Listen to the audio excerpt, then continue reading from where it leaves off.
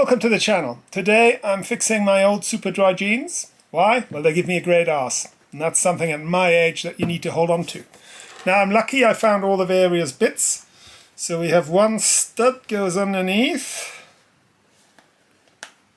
Like that. We have the other button that goes on the top of that. We have a punch and we have a hammer. And that'll do it. Let's give these bad boys a try.